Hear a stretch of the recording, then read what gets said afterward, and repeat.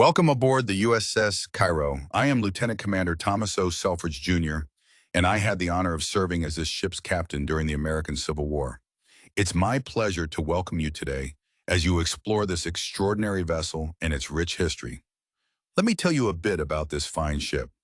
The U.S.S. Cairo was part of the Union Navy's fleet of ironclads, warships armored with iron plating and powered by steam. In fact, Cairo was one of 7 City-class gunboats, built in 1861 to help control the rivers of the American South. These rivers, like the Mississippi and Yazoo, were the lifelines of the Confederacy, and controlling them was key to winning the war. Now, the Cairo wasn't just any ship. She was among the very first armored warships in American history. Her sides were ironclad, her paddle wheel sat in the middle for protection, and she carried 13 powerful cannons. She didn't just sail the waters, she changed the very nature of naval warfare.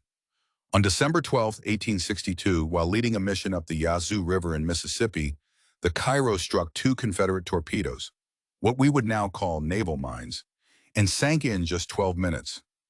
Miraculously, not a single life was lost. The ship disappeared into the muddy riverbed, hidden and nearly forgotten, for almost 100 years. She was finally rediscovered in the 1950s and raised from the river in the 1960s. And thanks to the efforts of historians, archaeologists, and engineers, the U.S.S. Cairo has been preserved and restored, so we can all stand here today and learn from her today. So what can the Cairo teach us? First, it shows us how technology transformed the war. The Civil War wasn't just muskets and bayonets.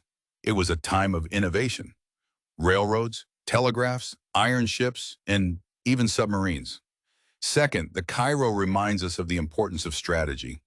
Rivers weren't just natural features. They were highways for armies, supplies, and trade. The Union knew this, and the Cairo helped bring the war to the South's doorstep. So as you walk through the decks and examine the artifacts, remember, you're not just visiting an old ship, you're stepping into a moment of history that helped shape the future of our nation.